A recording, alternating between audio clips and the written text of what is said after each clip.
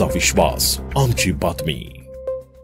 नाशिक येथील देवळाली गावातील सुंदरनगर भागात काही तरुण संशयास्पद हालचाली करत असल्याची माहिती मिळाल्यानंतर उपनगर पोलीस ठाण्याच्या डीबी पथक तेथे पोहोचले।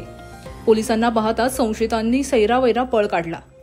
पोलिसांनी पाठलाग करत असताना 19 वर्षीय सार्थक आहे या संशयिताने पिस्तूल बाहेर काढण्याचा प्रयत्न केला, मात्र पिस्तूल काढताना चुकून ट्रिगर दाबल्या गेल्यानं गोळी सुटली आणि तीच गोळी त्याच्याच मांडीवर लागल्यानं तो जागीच कोसळला। पोलिसांनी त्याला तात्काळ उपचारासाठी जिल्हा शासकीय रुग्णालयात दाखल केले असून त्याची प्रकृती गंभीर असल्याचं समजतंय। तसेच इतर 7 संशयितांना पोलिसांनी सिने स्टाईल पाठलाग करून ताब्यात घेतलंय।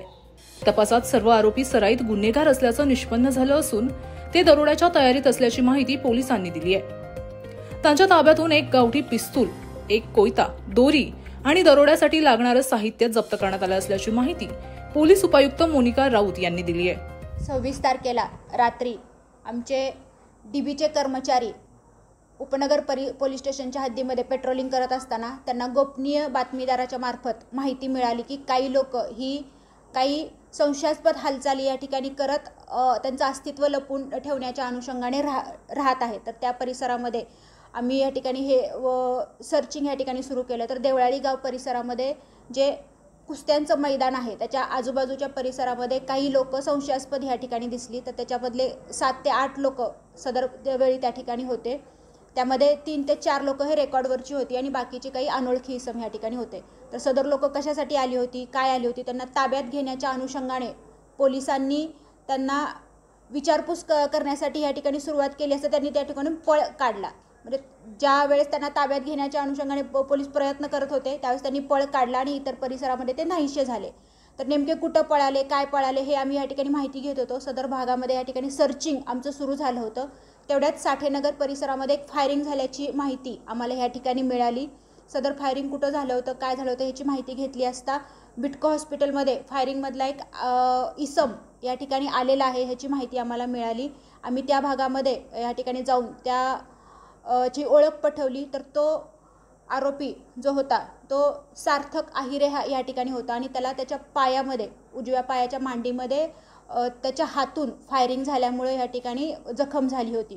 तर त्याबाबत त्याला अजून माहिती विचारली असता त्याला सांगितलं की सदर ज्यावेळेस पळापळ सुरू झाली त्यावेळेस त्याच्याकडून मिसफायर झालं आणि ते मिसफायर झाल्यानंतर त्याचे जे आरोपी आहेत ते इतर आरोपी या ठिकाणी परिसरामध्ये पळून गेले।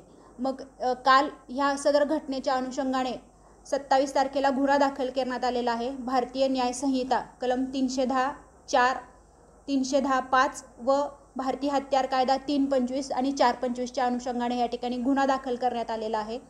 सध्या हा गुन्हा दाखल झाल्यानंतर याच्यातला सार्थक आहिरे याच्या माहितीनुसार आबा पवार, हार्दिक बेलदार, पवन घोलप, समीर सोनवणे ही लोक या ठिकाणी ताब्यात घेतलेली आहेत आणि इतर अजून 3 ते 4 आरोपींचा या ठिकाणी शोध सुरू आहे। हे सर्व रेकॉर्डवरचे आरोपी आहेत आणि गुन्हा करण्यासाठी कशासाठी आले होते, त्यांचा उद्देश नेमका काय होता याची माहिती आम्ही या ठिकाणी घेत आहोत। सदर आरोपींकडून मोठा गुन्हा या ठिकाणी घडला असता परंतु आमच्या डीबीच्या कर्मचाऱ्यांच्या सतर्कतेमुळे हा प्रयत्न या ठिकाणी त्यांचा फसलेला आहे। सदर कामगिरीमध्ये आमचे पोलीस हवालदार विनोद लखन, पोलीस शिपाई पंकज करपे, सौरभ लोंढे आणि संदेश राघवत यांनी उत्कृष्टरित्या काम केलेलं आहे। त्यांना बक्षिसासाठी आम्ही या ठिकाणी शिफारस करत आहोत। आरोपी या ठिकाणी अटक करण्यात आलेले आहेत। त्यांच्याकडं एक गावठी कट्टा मिळालेला आहे, धारदार शस्त्र मिळालेलं आहे, दोरी पण या ठिकाणी मिळालेली आहे आणि दरोड्यासाठी जे काही वस्तू लागतात त्या वस्तू या ठिकाणी त्यांच्याकडून मिळालेल्या आहेत।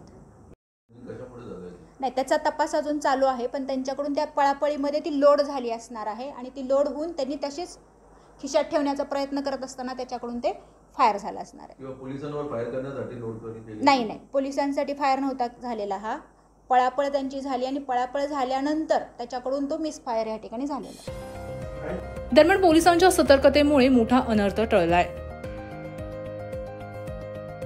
या प्रकरणी सखोल तपास उपनगर पोलीस करतील असं उपायुक्त मोनिका राऊत यांनी स्पष्ट केलंय।